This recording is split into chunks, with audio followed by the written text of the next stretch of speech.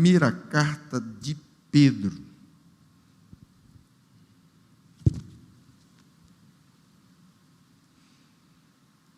Primeira carta de Pedro.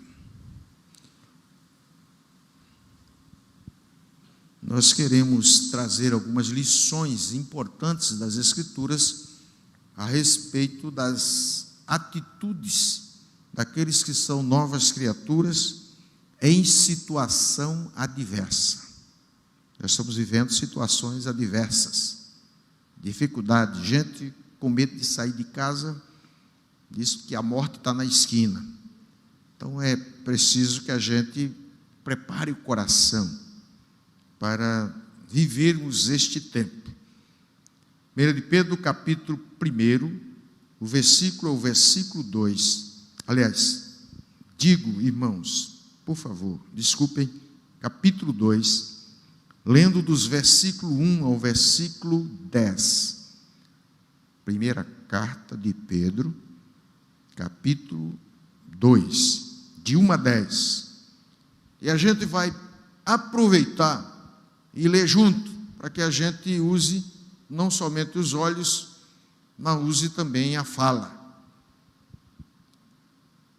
1 de Pedro, capítulo 2, versículo de 1 a 10. A palavra diz assim, todos nós, vamos lá? Despojando-vos, portanto, de toda maldade e dolo, de hipocrisias e invejas, e de toda sorte da maledicência. Desejai ardentemente, como criança recém-nascidos, o genuíno leite espiritual, para que por ele vos seja dado crescimento para a salvação. Se é que já tendes a experiência de que o Senhor é bondoso, chegando-vos para ele, rejeitada sim pelos homens, mas para com Deus eleita e preciosa. Também vós mesmo, como pedras que vivem, sois edificados casa espiritual, para serdes sacerdócio santo, a fim de oferecerdes sacrifícios espirituais agradáveis a Deus, por intermédio de Jesus Cristo.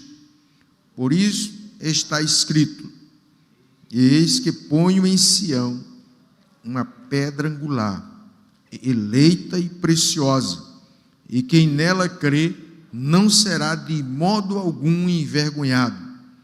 Para vós outros, portanto, os que credes, é a preciosidade, mas para os descrentes, a pedra que os construtores rejeitaram, essa veio a ser a principal pedra angular, e pedra de tropeço, e rocha de ofensa.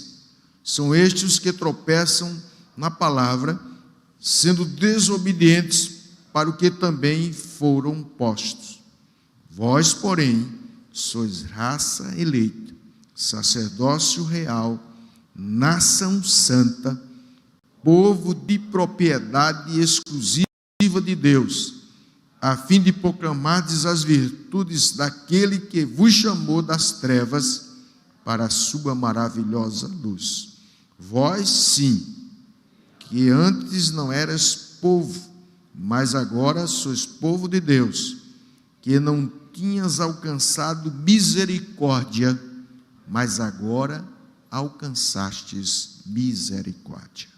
Vamos orar. Pai, nós te pedimos que o teu Espírito nesta noite abra o nosso entendimento para que enxerguemos as maravilhas da tua lei. Fala ao nosso coração. Nós te pedimos assim no nome de Jesus. Amém. Amados, há uma pergunta: como viver o Evangelho em tempos de crise, em tempos de perseguição, em tempos de dificuldade? Devemos afrouxar a vida espiritual, ou relaxar os nossos procedimentos naquilo que diz respeito à vida com Deus? Devemos esconder-nos verdadeiramente nos ocultarmos e deixarmos de ser testemunhas do Evangelho de Cristo, que atitude devemos ter em tempos de crise como representante do céu, como regenerados? Que atitude devemos ter? No capítulo 1 desta primeira carta, Pedro fala sobre regeneração. E eu já trouxe uma palavra aqui para os irmãos sobre para que nós fomos regenerados. E está aí no capítulo 1, creio, você tem. No finalzinho do capítulo 1, veja aí, o versículo 22 e 23, o que é que Pedro está falando a respeito também dos regenerados. O que é que ele traz para nós como verdade? E nós vamos verificar. Versículo 22 e 23 diz o seguinte: tendo purificado a vossa alma pela vossa obediência à verdade, tendo em vista o amor fraternal não fingido, amai-vos de coração uns aos outros ardentemente, pois fostes regenerados, não de semente corruptível, mas da incorruptível, mediante a palavra de Deus, a qual é viva e permanente. Amados, a consciência de todos nós, ou de todos os que são eleitos, deve ser a mesma, em situações adversas. O apóstolo Pedro estava pregando, trazendo, escrevendo para uma igreja na dispersão, uma igreja perseguida, uma igreja que teve que fugir da sua casa, da sua cidade, por causa da perseguição. Aí não importa a adversidade, o que importa é a nossa atitude, como estamos agindo. Então, o apóstolo Pedro está trazendo esta instrução. Todos os que são eleitos, mesmo em situações diversas, receberam de Deus a capacitação para purificar a alma em obediência à verdade. A capacitação de Deus para amar uns aos outros sem fingimento e ardentemente. Por uma razão óbvia: fostes regenerados não de uma semente corruptível, mas uma semente incorruptível, que não se contamina. Então, esta é a razão. Por isso, mesmo em situações diversas, devemos ter algumas atitudes, ou as atitudes que, na verdade, o Espírito Santo requer quando nós estamos vivendo numa pandemia, numa crise. Para a igreja primitiva que estava vivendo em face da perseguição. Situações adversas requer atitudes coerentes com aquilo que Deus nos orienta, com aquilo que está escrito nas Escrituras Sagradas. E a primeira atitude compõe o pacote da santificação. Numa situação adversa, devemos primar por uma vida santa, porque não sabemos se partiremos ou ficaremos. Não é isso? Era a situação que estava vivendo o povo de Deus na época. A perseguição tinha chegado ferrenhamente e eles tinham uma ameaça de morte, poderiam morrer a qualquer momento, ou ser presos. Então, diante desta verdade, que era uma verdade óbvia, eles viviam primeiramente a agir contra a carne pecaminosa.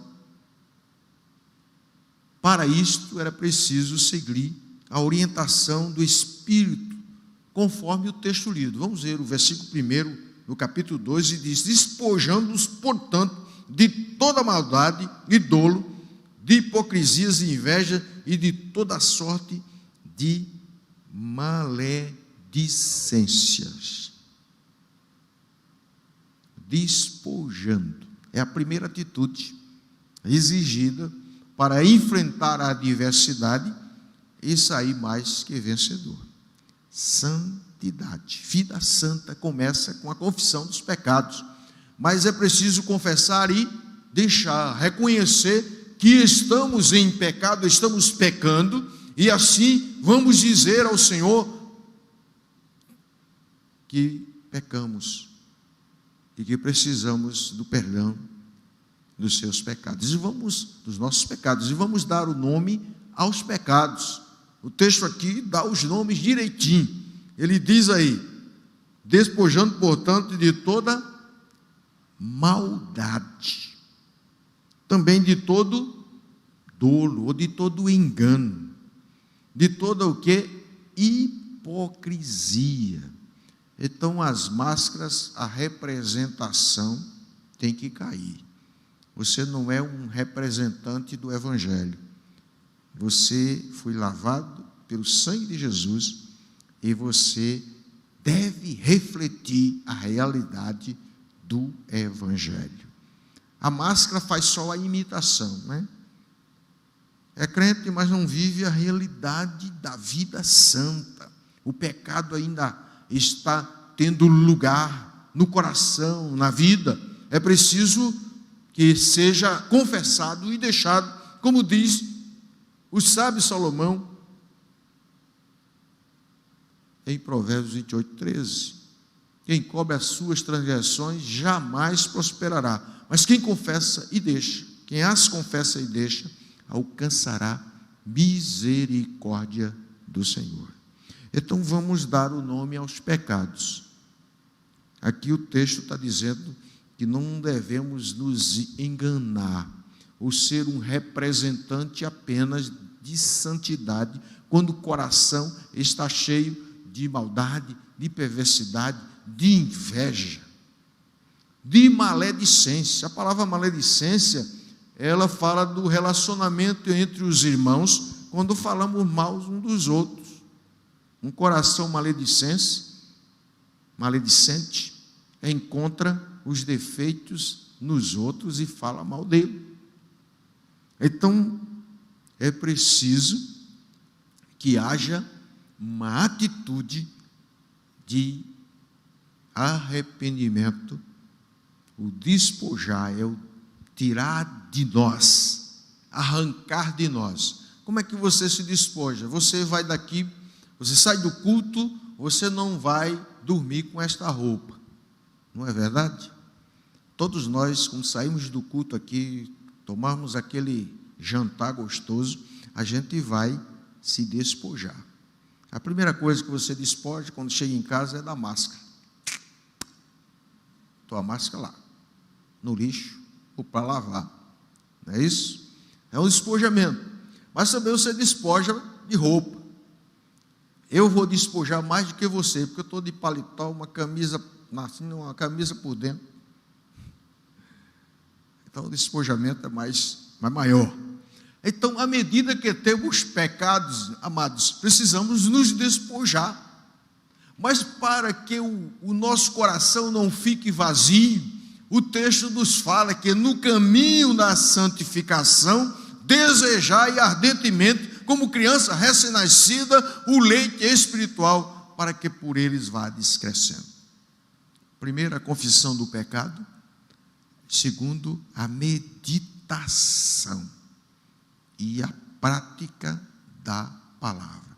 A leitura, estudo, meditação e a prática da palavra. E o texto diz aí no versículo 2: desejai ardentemente, com paixão, com amor, com desejo profundo. É isso que o texto está dizendo.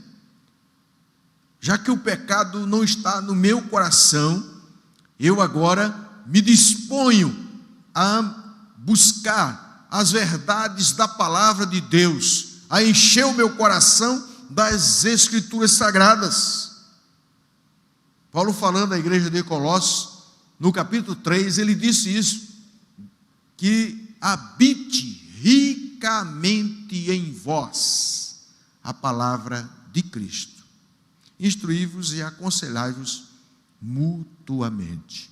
Então, nós não podemos, depois de confessar os nossos pecados, nos despojar da carne com as suas concupiscências e paixões e não substituir e não colocar dentro de nós a verdade da palavra de Deus. Encher o nosso coração da palavra, que é a espada do Espírito, no combate na batalha espiritual. Então, duas ações na questão da vida e manutenção da vida santa. Primeiro, despojar-se do pecado, tudo aquilo que na verdade nos afasta de Deus. Em segundo lugar, desejar ardentemente. E ele faz uma comparação deste desejo ardente, como criança recém-nascida. Como a criança que almeja o peito da mãe para mamar, para se alimentar, assim eu e vocês devemos desejar o alimento espiritual, que é a palavra de Deus. Eu me lembro que quando a minha primeira filha nasceu, a Dani, chamo Daniele, era um trabalho lá em casa. Sabe que pai de primeira experiência não é fácil. E a Dani chorava 1h30 em 1h30. E a gente dizia, como é que a gente vai dormir? Botava a menina, quando a gente estava querendo pegar um cochilo bom, aí começava a chorar e tinha que trazer para o peito novamente. Eu imagino o desejo ardente para solver o leite da mãe. Estava naquela menina. E é este exemplo que as Escrituras traz, que Pedro está dizendo para aqueles irmãos que estão na dispersão, que estão vivendo em situações adversas. Desejem ardentemente, como criança recém-nascida, o leite espiritual, para que vocês cresçam,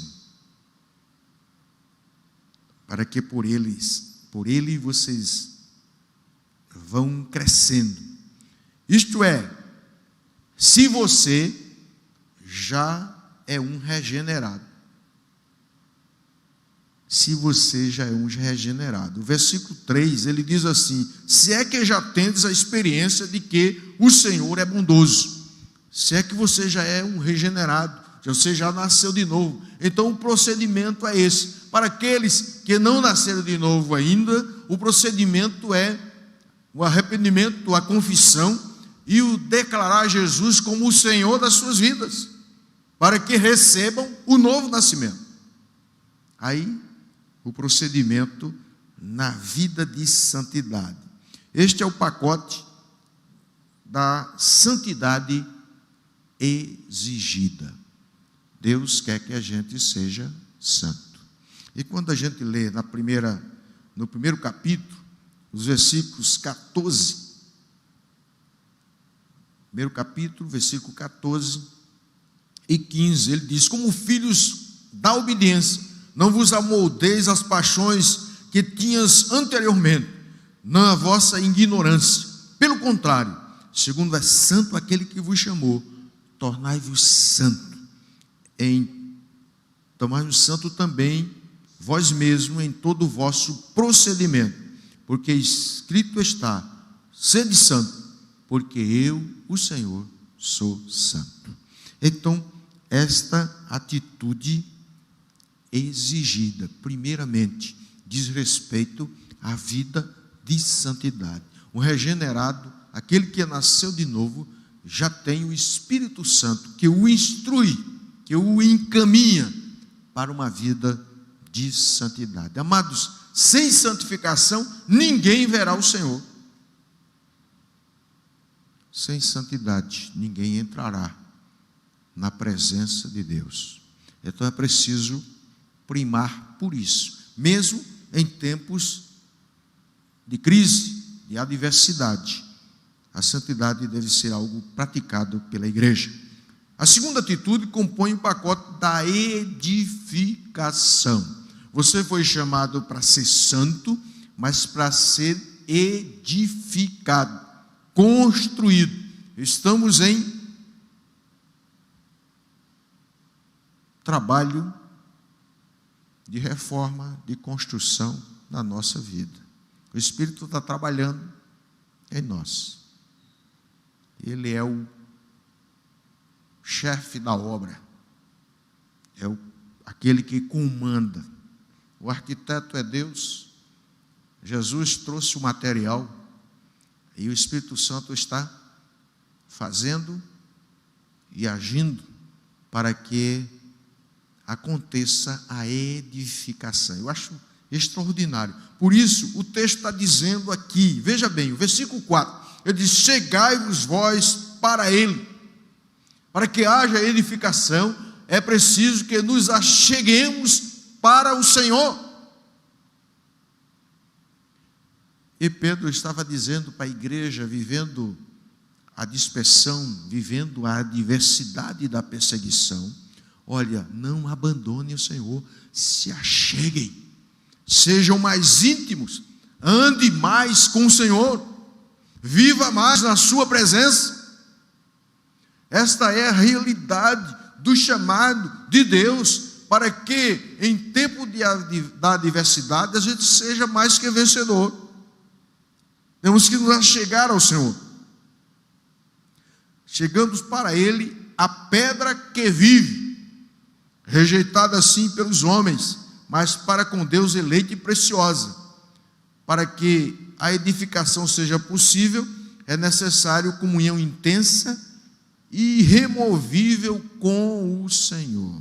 Paulo fala sobre esta verdade lá em Colossenses capítulo 2, Filipenses 2, ele diz que nós devemos andar nele, radicado e sobreedificado nele, confirmado na fé, crescendo em ações de graça. Arraigado, enraizados nele. Aqui está falando sobre edificado. Jesus é o nosso fundamento. Ele é a pedra que vive. É a plena consagração. Também vós mesmo como pedras que vivem. Pedras que foram transformadas pelo poder regenerador da palavra, e agora a vida de Deus está em nós. A Zoe, que é a vida que procede de Deus. Nós temos pelo menos 3 tipos de vida: a vida biológica, todos nós temos aqui, a vida da alma, ou do psique, da alma, ou a vida Zoe, que é a vida de Deus, que veio por causa da regeneração. Nós somos gerados de novo, e agora nós somos pedra que vivem, que tem a bênção da vida de Deus. Só os regenerados, aqueles que nasceram de novo. E o resultado da consagração: sois edificados como casa espiritual para ser de sacerdócio santo. Sois edificado casa espiritual, ou morada do Espírito, para que Ele nos capacite a sermos sacerdotes santos, intercessores, propagadores da verdade de Deus para outras vidas. Aí tu vai ver no final aqui como é que deve ser esse procedimento. Pedra que vive, edificadas como casa espiritual, como morada de Deus, para sermos intercessores, para sermos aqueles que vai indicar o caminho que o homem perdido precisa encontrar em Cristo Jesus. Então, é muito importante. E também com um propósito. Esse propósito é para oferecer sacrifícios espirituais agradáveis a Deus por intermédio de Jesus Cristo. Por que por intermédio de Jesus Cristo? Porque Ele é o fundamento, Ele é a pedra viva, Ele é a pedra angular, onde o edifício espiritual é construído. A igreja é o edifício espiritual, e cada um de nós somos uma pedrinha viva, vivificada pelo Espírito Santo, para sermos sacerdócio santo e para oferecermos sacrifícios espirituais agradáveis a Deus por Jesus Cristo. Os versos 6 e 7 diz assim: pois isso está na Escritura, eis que ponho em Sião uma pedra angular, eleita e preciosa, e quem nela crê não será de modo algum envergonhado. Amém, irmãos? Bendito seja o nome do Senhor, porque Ele venceu na cruz, Ele morreu a nossa morte, mas não ficou no túmulo, Ele ressuscitou, para ser o fundamento, a pedra angular da igreja que está sendo construída, cada um de nós, como pedras vivificadas pela vida de Deus. Para os descrentes, para aqueles que não creem em Jesus, é pedra de tropeço. O versículo 7 diz isto: para vós outros, portanto, os que credes, é a preciosidade, mas para os descrentes, a pedra que os construtores rejeitaram, essa veio a ser a principal pedra angular, e pedra de tropeço, e rocha de ofensa. São estes os que tropeçam na palavra, sendo desobedientes, para o que também foram postos.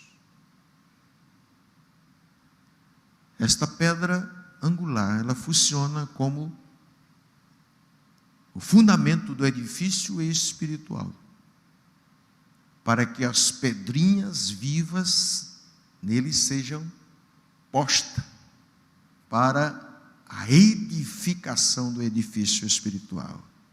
Mas para aqueles que rejeitam Jesus e não querem o Senhor Jesus Cristo, não o têm como Senhor das suas vidas, essa pedra é pedra de tropeço e rocha de ofensa, porque eles não creem, rejeitam o Senhor Jesus Cristo, por isso estão perdidos, completamente perdidos.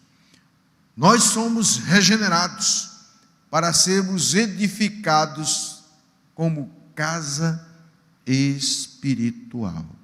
Veja o que diz Paulo à igreja de Éfeso. Abra lá. Éfeso capítulo 2. A carta de Paulo à igreja de Éfeso, no capítulo 2. E nós vamos ler o finalzinho do capítulo. Versículo 20 a 22. Versículo 20 a 22. Diz assim: edificados sobre o fundamento dos apóstolos e profetas, sendo ele mesmo, Cristo Jesus, a pedra angular, no qual todo edifício bem ajustado cresce para santuário dedicado ao Senhor, no qual também vós, juntamente, estáis sendo edificados para a habitação de Deus no Espírito. Então, todos aqueles que são regenerados estão sendo edificados para a morada de Deus em Espírito. Por isso, amados, é necessário que haja no nosso coração esta verdade. O Espírito Santo está trabalhando na minha e na sua vida, porque eu sou pedrinha viva, que o Senhor está colocando na construção do edifício espiritual, que é a igreja. Porque um dia Deus será tudo em todos. Um dia todos aqueles que nasceram de novo, que são regenerados, eles brilharão como o sol ao meio-dia. Porque a vereda do justo, diz Provérbios 3,18, é como a luz da aurora que vai crescendo mais e mais até ser dia perfeito. Um dia nós seremos dia perfeito, porque a glória do Senhor estará brilhando através das nossas vidas. Pedro estava dizendo para a igreja, numa situação adversa de perseguição: vocês estão sendo edificados para ser morada de Deus em espírito, para a glória do Senhor ser resplandecida por toda a eternidade. Terceiro e último lugar, a terceira atitude compõe o pacote da ação, da atividade do povo de Deus. Primeiro nós aprendemos que a primeira atitude tem o pacote da santidade. É usada a confissão de pecado, ao admitir que somos pecadores, confessamos, deixamos esses pecados debaixo do sangue do Cordeiro e nos alimentamos profundamente das Escrituras Sagradas para ter uma vida de santidade. Segundo, nós aprendemos que nós estamos sendo edificados, construídos para a morada de Deus em espírito, sobre a pedra viva, que é Jesus Cristo, a pedra angular. Ele é o fundamento da igreja. Ele disse: eu edificarei a minha igreja e as portas do inferno não prevalecerão contra ela. Então, a igreja está sendo construída sobre o Cristo, o Filho do Deus vivo, como disse Pedro, como confessou Pedro. Então, é muito importante que a gente guarde essa verdade do nosso coração. Deus está trabalhando em nós. O Espírito Santo está nos edificando inteiramente no fundamento que é o Senhor Jesus. A terceira atitude compõe o pacote da ação do povo de Deus. Nós somos regenerados para agir como cidadãos do céu aqui na terra. Ninguém mesmo vai poder trazer as verdades do Evangelho, a não ser a igreja. É você e sou eu. E Pedro está falando para uma igreja que está vivendo uma adversidade da perseguição. Nós estamos vivendo uma adversidade da pandemia, mas temos recursos dados por Deus para propagar, para divulgar esta verdade do Evangelho, para pormos em ação e falar de Jesus para as pessoas. As pessoas estão adoecendo e muitos deles estão partindo para a eternidade. E muitos sem Deus. A igreja tem que ter a resposta e responder à carência e os questionamentos existenciais da alma, do coração do homem, e dizer para eles que Jesus é a solução. Jesus é o Salvador. Temos que falar da história da redenção para as outras pessoas. E Pedro estava dizendo isso, versículo 9: vós, porém, sois raça eleita, sacerdócio real, nação santa, povo de propriedade exclusiva de Deus, a fim de proclamardes as virtudes daquele que vos chamou das trevas para a sua maravilhosa luz. Vós sim, que antes não eras povo, mas agora sois povo de Deus, que não tinhas alcançado misericórdia, mas agora alcançastes misericórdia. Primeiramente, tem que haver a consciência para a propagação da verdade que somos raça eleita. Deus, na eternidade, pensou em nós. É isso que Pedro está dizendo. Olha, queridos, Deus pensou em vocês na eternidade. Então, diante da adversidade, se levante, porque Deus tem uma bênção para fazer através da sua vida. Mas, em segundo lugar, diz: vocês são um sacerdócio real, ou seja, em Jesus Cristo, que é o nosso sumo sacerdote, como diz o livro de Hebreus, a carta aos Hebreus, fala sobre o sacerdócio eterno de Cristo. Ele é o sumo sacerdote, porque ele foi o sacrifício também eterno, para nos capacitar aí o exercício do sacerdócio geral dos crentes. Precisamos abençoar pessoas, precisamos interceder por elas, precisamos levar a verdade da palavra de Deus aos seus corações. Sacerdócio real, só em Cristo, só lavado com o sangue do Cordeiro, podemos comparecer diante do Santo dos Santos e interceder pelas pessoas, clamar a Deus para que sejam salvas. Sim, queridos, sacerdócio real. Terceiro, nação santa, nação separada por Deus e para Deus. E o povo de propriedade exclusiva de Deus, não uma propriedade compartilhada com o mundo, pecado, Satanás, mas uma propriedade exclusiva. Uma propriedade exclusiva, eu vou dar um exemplo de propriedade exclusiva para você. Você tem algumas coisas exclusivas que só você usa. Que só você usa. Eu dou um exemplo simples.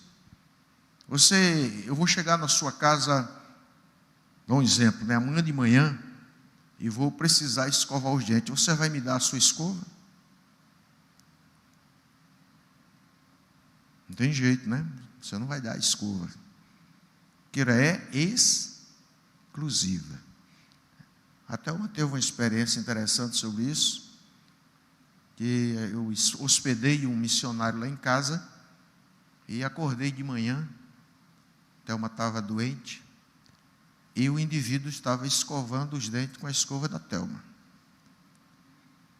Eu disse: olha, essa escova é da minha esposa, diga a ela que eu não tenho nojo não. Aí eu disse a Thelma: olha, ele não tem nojo. Então eu disse: eu não uso mais essa escova. Ela deixou de ser propriedade exclusiva. Então, queridos, quando nós pensamos numa propriedade exclusiva, porque somos propriedades exclusivas de Deus, só Deus tem autoridade sobre nós, só Deus tem o domínio, e Ele quer trabalhar na nossa vida, única e exclusivamente. Povo de propriedade exclusiva é um privilégio. Deus nos chamou com tudo isso, com a seguinte responsabilidade: a fim de proclamardes as virtudes daquele que vos chamou das trevas para a sua maravilhosa luz. Só a igreja, que é povo de propriedade exclusiva de Deus, pode falar para o mundo sobre as virtudes de Deus, pode proclamar a verdade da história da redenção, do perdão dos pecados, que em Jesus nós nos tornamos novas criaturas, e que em Jesus nós estamos livres da condenação do pecado, e um dia estaremos livres da presença do pecado. Em Jesus está garantida a ressurreição dentre os mortos, a vitória sobre a morte. Sim, amados, proclamar as virtudes de Deus, o que Ele fez por nós, para que outros entendam esta verdade e se achegue inteiramente para o Senhor Jesus Cristo. Então, nós temos que levar no coração também a verdade do versículo 10, que diz aí: vós sim, que antes não eras povo, mas agora sois povo de Deus, que não tinhas alcançado misericórdia, mas agora alcançastes misericórdia. Então a misericórdia de Deus está sobre a nossa vida, amém?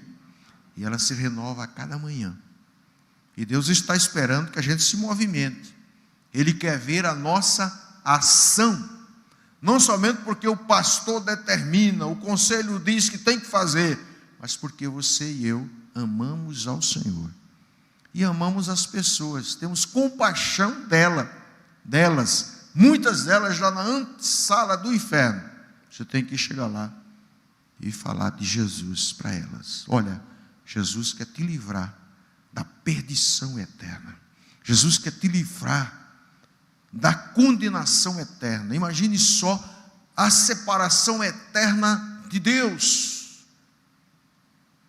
Todos os homens da face da terra hoje vivem na bênção da graça comum. A chuva cai sobre maus e bons, e sobre justos e injustos.